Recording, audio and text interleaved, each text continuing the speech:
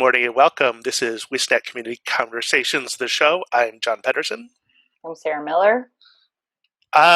This is episode 1. We've got Tom Lang with us. Thanks for taking a look at this. We'll make mistakes. We're going to get it ready right after about 40 shows, but this is the first one. Where do we go from here? Well, we should explain that normally WiscNet Community Conversations are where we come to you, visit you in your region, in your area of the state, but we're not able to do that anymore for the time being. So we have spun up the idea of having bi-weekly online conversations, connecting people and strategies between interesting members of the WiscNet community. And we're picking on Tom, Vice President of Information Technology and Chief Information Officer at Chippewa Valley Technical College, and also Chairperson of the WiscNet Board of Directors. Tom, can you tell us a little bit about what you do, how long you've been involved with WiscNet, anything else you think we should know? Sure. Thank you for having me be the guinea pig. It's a pleasure. I'm happy to work with my friends at WiscNet and help try and reach out to the WiscNet community in a different way. I'm excited to be part of this. So I've been at CVTC for I'm in my 9th year, and prior to that, I worked in the K-12s for 16 years. So I'm one of the old technology people that got to see a tremendous amount of change, and even in the last few months, even more change than what I could have ever imagined in my entire life. My role here at CVTC is to lead all of the IT systems. I'm also, we have 3 vice presidents at CVTC, and I have our 4 vice presidents. I'm happy to be one of them. And I'm leader in a couple of different areas. In the technical college system, I lead a couple of initiatives, represent the technical college board at WiscNet. And I also help lead community area networks in SYNC, and I'm part of the Midwest Educational Technology Association, which brings the Brainstorm conferences forward. So I have my feet in a lot of different pools, and happy to share what I've learned in the last few months, and lessons learned are where we all can grow. I'm going to start with this first question. A few weeks ago, we had a quick WiscNet board meeting just to have our annual meeting to formalize that stuff. And afterwards, we asked each of the directors just to give us a little kind of 5-minute overview of how this pandemic situation has affected you. You were talking. You gave me a big aha around things like budgeting. I don't know how technical college system budgets, and I don't need to know that, but what impact is that having on your planning? I just think it was a unique situation. Well, our budgets are usually, our fiscal end is June 30th, and our new budgets kick in July 1. What's happened with the delay at the state, we're hoping to have some budgets in October. So we're going to run the first couple months here blind, not knowing what our real budgets are. This happens at the state level on occasion, where things get delayed and pushed back. So this is not super abnormal, but it's very difficult when you're looking at talk of major reductions, like the university system is seeing major cuts. The technical college system, we don't know. The K-12s, they don't know. City and local governments are getting significant cuts and furloughs and layoffs, and the county governments as well. So this is a time that is really tough. Our budgets are based on our FTEs, so the number of students that we have that are returning. Obviously, a lot of uncertainty on how our economy is going to look in the fall has really reduced our number of enrollees. We've been lucky, the only technical college that's been up in FTEs for multiple years. We're not seeing that trend continue. I believe we're either going to be flat or down. So even on a good budgeting year, it would have been challenging. Now we have a lot of different things that are happening. Now, luckily, we do have some other funds that are coming in that are helping us with our change of on-prem classes to more virtual classes. We have CARES funding that is coming in from the federal government that we're able to spend on some technology items and virtual desktops, computers, some wireless hotspots for students that didn't have good connectivity. And then we're using it for other items like staffing, because now we can only put so many people in a classroom, or if we have on site, or how do we do our labs a little bit differently, or how do we have door monitors and temperature checks at doors as people come in, funding masks and things like that for underprivileged people. So it's really a major shift that we've had, and we've brought in a bunch of technology systems in order to help with the virtual learning and more access, and everything from putting Wi-Fi in our parking lots to handing out devices and checking them out. One thing is for our students, but all of a sudden, in 3 days, we got notification and had to evacuate all of our buildings. So all of our staff had to have devices. Well, we didn't have devices sitting around for all of our staff.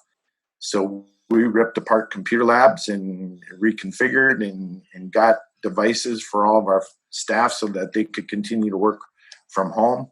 A lot of our faculty had devices or were in good shape, so we were lucky there. And we had to figure out how to get everybody connected, trying to get an experience that would help them do their jobs from home. So we had to reconfigure our phone systems. We had Jabber clients that were out, so their phone system was right in their office and could run off of their laptop wherever their home office happened to be. So that's really the budget impact. It's shifted where we can spend and how we can spend money. There are other parameters that are in there that I've never seen before.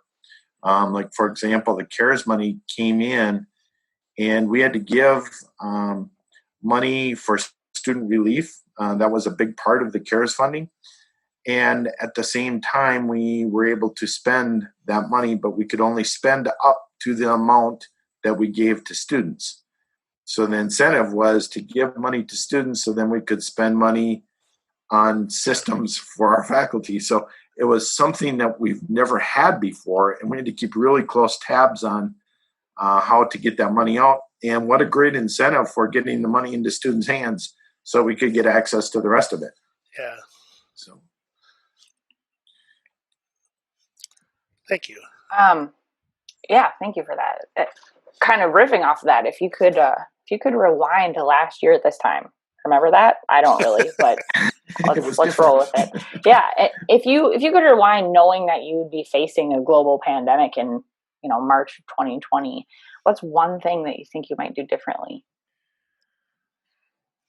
Probably push harder on our digital transformation initiatives. We were extremely lucky with having systems set up to run virtual classes and help the faculty with the tools. We're really fortunate with the path that we've gone down with our My Choice classes and having that flexibility. Mm-hmm. I think that would probably be what I would push on the hardest. And we did have, like our Microsoft Office implementation was solid. Microsoft Teams was just coming to become a great tool. We did not know that in 1 week's time it would go from a tool that was used, every once in a while to a tool that is how we have all of our meetings, how we do all of our education. We did enhance some of our licensing in Canvas. Luckily, we had Canvas implementation 2 years earlier, so our faculty were competent with Canvas. So we had a solid learning management system for our curriculum. So we were in really pretty good shape. We put in Duo for authentication, which helped with the cybersecurity stuff when we're moving virtually as well. Global Connect was another thing that we had for Palo Alto to be able to connect to our network drives. We had that in place. We had to enhance that licensing so everyone could use that and get to their documents. And a lot of that shift was pushing documents to OneDrive, which was great. That was the big push on our digital transformation, is just how do we quickly get the tools that the people needed to do their jobs from on-site to off-site and virtually. We had to redo some of our online registration systems for students. We had to move our orientation programs to online. Everything from application to registration to course expectations, everything got shifted to online really quickly. And we were already down that path a little bit, so that was really helpful. But I think we would have accelerated all of that had we known that this was coming. We were joking this morning, talking with Brian Reamer, our Chief Technology Officer, and he was saying, I lost so many years of my life going through the exercises and planning for things like pandemics, and then all of a sudden it's like, hey, great, we're here now, and this is what it's really like. You can't plan for it. You try, but it's a huge challenge, and we just kind of look at each other, even around here, every day, and go, "What?" Just keep Well, and I one in think front of the other. so many places are not even prepared for that. I used to do tabletop emergency exercises all the time when I worked for the university system, and we never once practiced for a pandemic.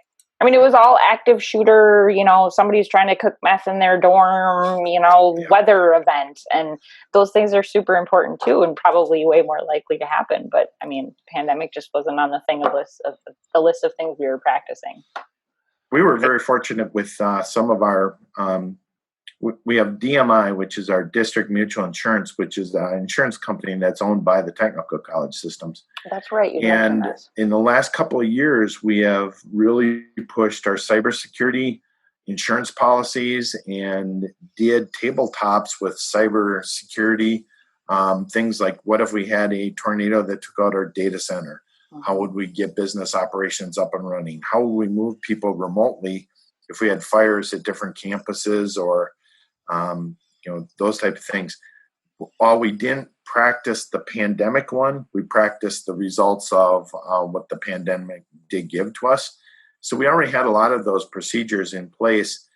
And really, it was, we were actually quite ready. I'm surprised how quickly things came together. The Monday, here's one of the things that we did do. We saw this coming, and we decided that on Monday, I don't remember the date, but it was on Monday, we were going to have half of our staff be at home and half of our staff come to work so that we could practice what it would be like in a virtual environment. So we fixed a lot of things on that Monday. And then we were thinking we would probably be evacuating within the next week or two. Tuesday morning, we decided we were evacuating. Wednesday, we were closed. So It went that quickly. So we were able to have a day of kind of practice to see what worked and what didn't work. And then we worked around the clock with some of our initiatives to try and make things work the most seamlessly that they could.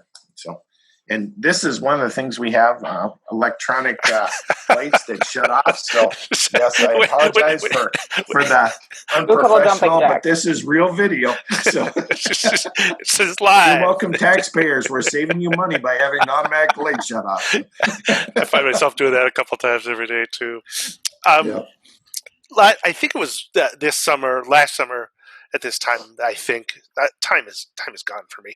But we were talking with you, and you, I think, had just kind of been given the directive by your board. I don't know what they call them in the technical college system, but your board of trustees. Yep, the board of trustees. You were given the task of figuring out how to address broadband, high-speed internet available through a large area. And, at that time, that was kind of like, well, we don't know how we're going to do it. We're going to try some things, and it was kind of like, that would be really nice to have. Right now, people are getting serious about it, after experiencing this.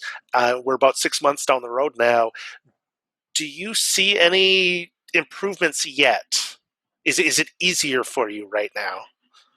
Well, there's a bunch of stuff that's going on. And I think the pandemic really helped enhance some of these efforts. And if nothing else, it did solidify the need to make sure that all of our students and staff, and not just faculty, but our staff as well, have adequate broadband to be able to work from home, work remotely, learn remotely, whatever the case may be. So we had a little bit of extreme panic when this first happened, just like every other institution.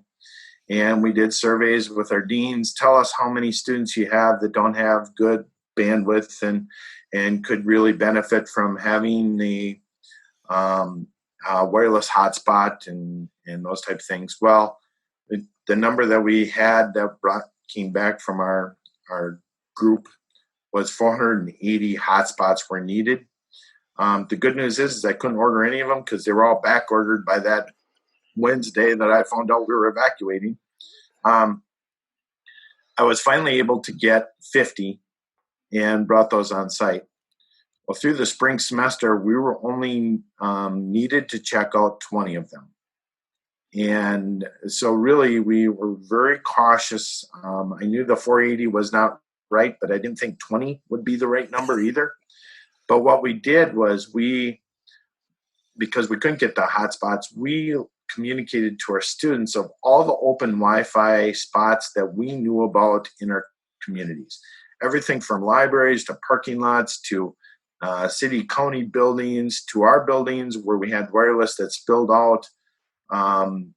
Any opportunity that we could, we published it. And we actually worked with the PSC. We put their site on there, all the locations that they had as well, so that we communicate to our students so they wouldn't have to drive in and try and sit next to one of our buildings. They could work if they didn't have connectivity from where they were. So that was one of our first steps. The modems or the wireless hotspots, when they first came in, they hit a couple of the people. We still did not check them out to any of our staff. Our staff were able to figure out something. Some of them had very low level internet and then decided, okay, I'm going to be working from home. They upped it so that it was able to do video conferencing or whatever. We only had a couple of them that struggled with getting service in their certain areas. Ironically, some of them were really close to Eau Claire. We had some of our executive team was a mile and a half away from campus and could not get connectivity. So it was really no absolute pattern. We think of rural broadband issues. We think of it being out in the middle of cow country. That's not necessarily the deal. It may be a geographic location where there's hills or valleys and just where homes are located may cause that to be an issue. And then we started thinking long-term after we met those initial needs. And at a WiscNet board meeting, heard Kurt Kiefer talk about some of the initiatives that he was bringing forward with the K-12s of working with the telcos and trying to come up with something. And he'd been doing this since last fall, well before the pandemic. And this just enhanced the speed of this. I've been working with Kurt, staying in his ear saying, okay, when you're getting close and you have a plan, let's talk. Let's see if we can get the technical college systems involved. And that happened this week. And now I'm working with Kurt.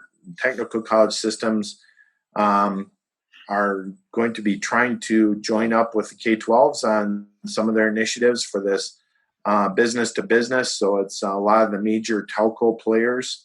The DPI has done a wonderful job of negotiating these contracts.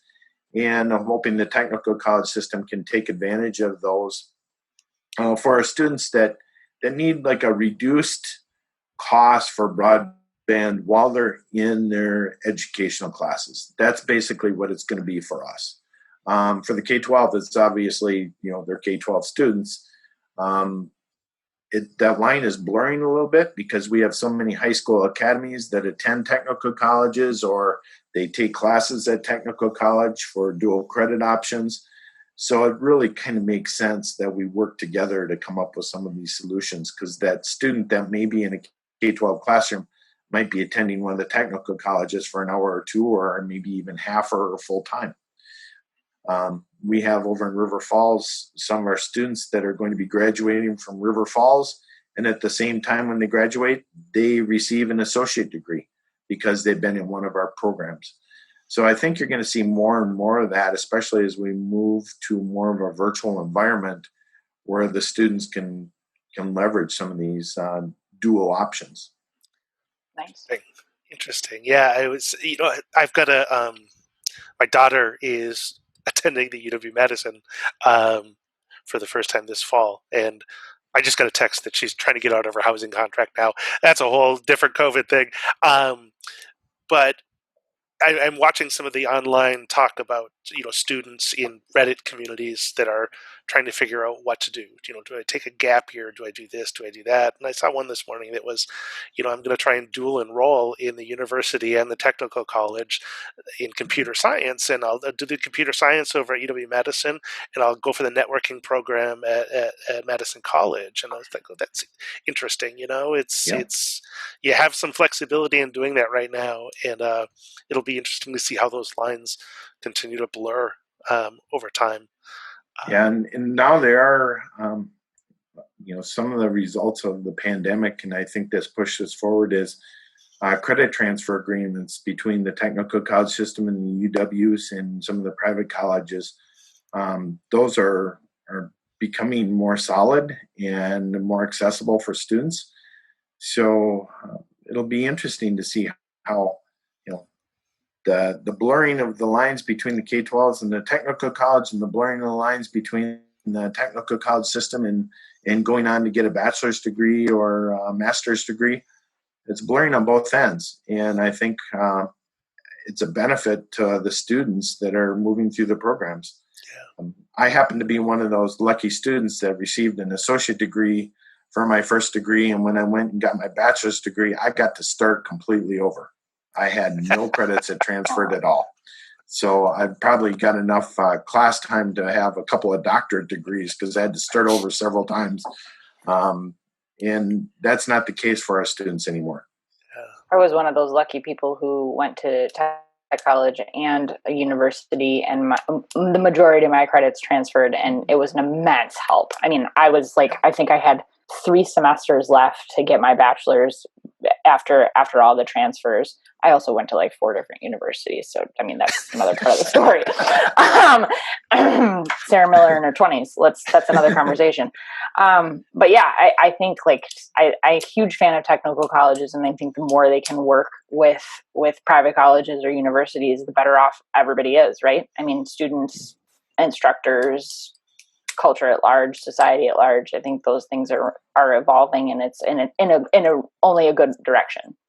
Yeah. Well, we have plenty of challenges that we still have with this. Working virtually does not work for a lot of our programs. We have, 100 and I don't even remember the number. It's well over 150 programs now. I think it's almost getting up in the 175 area. And there are certain programs that you have to have certifications for lab components or clinicals, or you have to demonstrate skills before you receive your degree. We're yet to be able to get our students back into the hospitals to complete their clinicals. Students have to come back and do lab time. You don't want to have someone that's going to be cutting your hair that has only watched videos on how to do this. Welders have to actually do welding. Truck drivers have to drive trucks. So we've redone how we do that, where instead of having, 4 people in the truck, 3 students and an instructor. It's now 1 student, 1 instructor, both wearing PPE. And, we're finding ways how to do this, but it's slower and it's more expensive. And that is going to have a budget impact down the road. And that's where some of that CARES funding is helping out with some of those costs. But every program area has come back with their reopening plans, and they're about as diverse as you can imagine. We have the solid items that are, the technology and the facilities, but that's about it. Everything else is different on what their requirements are. I think the creativity coming out of this, not just with, like education, but businesses has been, I don't know if you can call it a positive side effect, but it's been pretty impressive. It's heartening to see all of that. Yeah. People are creative, and that's a little bit of that American spirit we hear about, right? You have a challenge. Okay, challenge accepted. Let's figure out how we can do this. And we've had programs that they've said for years, there's no way this can be virtual. And then they tried it, and holy cow, it worked. And then you have a phone call. Telephone calls. So, and then you have people like me that never thought you would be able to manage technology systems with a remote workforce. And we've been very successful. And we have actually been more productive in many aspects than what we've been before. So I don't know. That surprised me. I really did not think that would be the case. And very happy to see the results from a lot of our staff. And they may stay working remotely until, I don't know when until. It's going to be maybe when we have, some sort of protection. We know that the immunizations are going to work, or maybe this is the new normal. I'm not really sure. It'll be interesting to see how it all unfolds for sure. Well, last question for you, Tom, and this could be like anything you've already talked about, very open-ended. What's the next level of thinking that you or we need to do here? From the WiscNet point of view? Any point of view. Well, I think adapting to the new normal is going to be a challenge. I'm looking around, and I'm at work right now, and I'm the only one in the IT area that is at work right now. I'm looking at a huge cube farm that's out there where we have a bunch of office people. That's not going to be acceptable anymore. It's going to probably have to be enclosed offices for the people that you bring back. And who knows what it's going to look like in the future. And is it really, our duty is to spend taxpayer funds the best we can. Well, if we're building office areas, that probably is not something that's needed anymore. So can we recapture some of those areas and convert it into classroom space? And if it's classroom space, probably lab components, because we're switching a lot to virtual. So I think those are the biggest challenges. And from WiscNet's point of view, WiscNet provides really great connectivity to anchor institutions. This is something that was a challenge when I first, joined up with WiscNet, and it's got to be 20 some years ago now. And that has been accomplished, and it works extremely well. Well, now those systems, a lot of them are moving to the cloud, are going in different directions. And I'm not sure in the virtual learning environment how much infrastructure we really need to have housed at our particular building. We have our data center, so everything goes out there. That's part of the reason why we were successful, because everyone is remote already. We attach to our data center. I think you're going to see smaller data centers pop up that actually control things and work with WiscNet for that connectivity in getting that back to the campuses or to local areas, so the students can connect to those local resources for the students' education. I think the model will slowly change, and I don't really know what it looks like. I struggle with some of our cloud configurations because it goes back to budgeting again. We can capitalize on-prem equipment. We cannot capitalize anything that's in the cloud. That's all operational expenditures. So that's the same buckets of money that we spend for our staffing. And that becomes a real challenge when I'm going to shift, $1 million from a capital investment to an operational investment. Okay, where are we recapturing $1 million worth of labor? That doesn't happen. So I think that's going to be some of the challenges for a lot of the schools and technical colleges and even university systems based on how they can do their budgeting. So that's one thing. I think WiscNet's role in providing the connections with other members so we learn what others are doing is probably more important than ever. I'm finding myself isolated a little bit from my team. Granted, I'm on Microsoft Teams all day long, but I'm missing the conversations that happen in the hallway and the new person that's working down in admissions. I don't know them. It used to be at least I could put faces to names and understand who did what. I think if we stay in this environment, that will be a big challenge for us. And I can see tech people becoming isolated to some extent. They'll be able to do their jobs very well, but are they going to lose the alignment with the faculty and staff needs? I think they have to be very purposeful to listen to them differently and more intently because you don't have those hallway conversations or you don't see them in a big meeting and understand what's going on in their areas. So I think that's probably, ironically, we're all being forced to communicate online, and communication, I think, is still going to be our biggest challenge.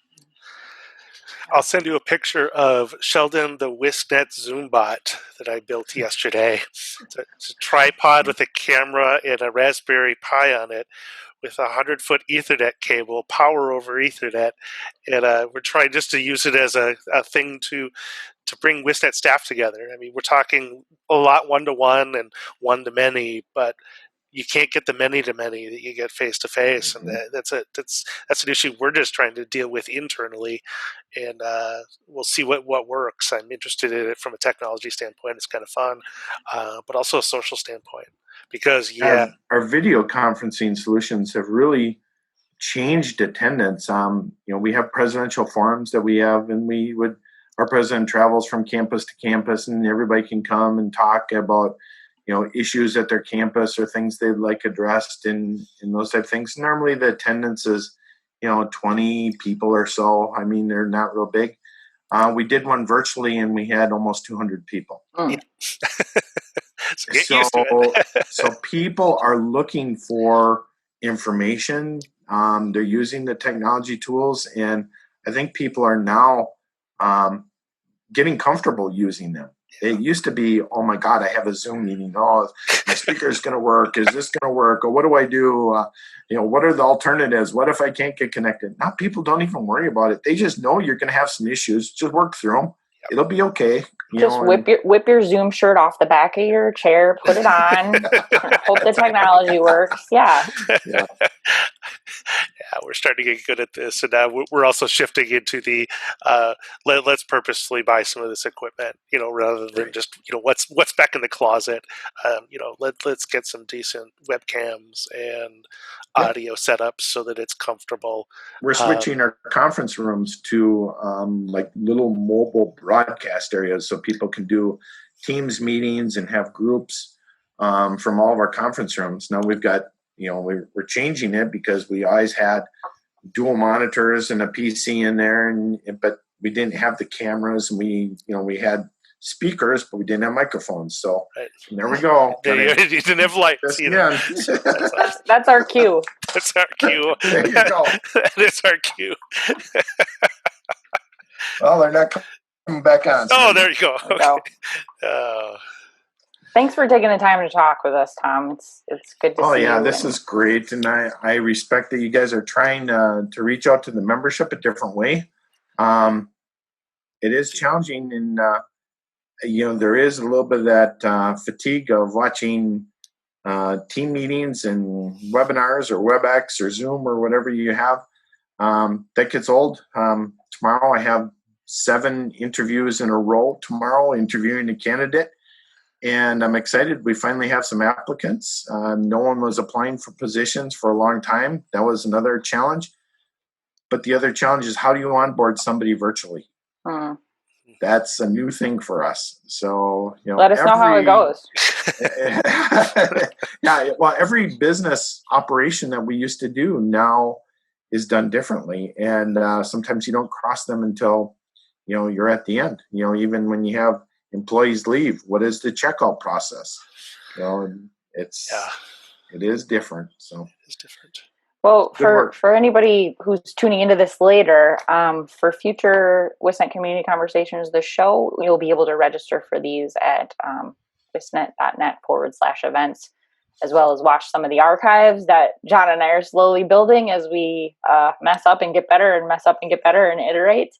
Also, we welcome any questions, topic ideas, or suggestions for guests. And there's a form on that same page, wiscnet.net/events, where you can drop in any of that information and it'll go directly to me, and we can keep rolling forward with this experiment.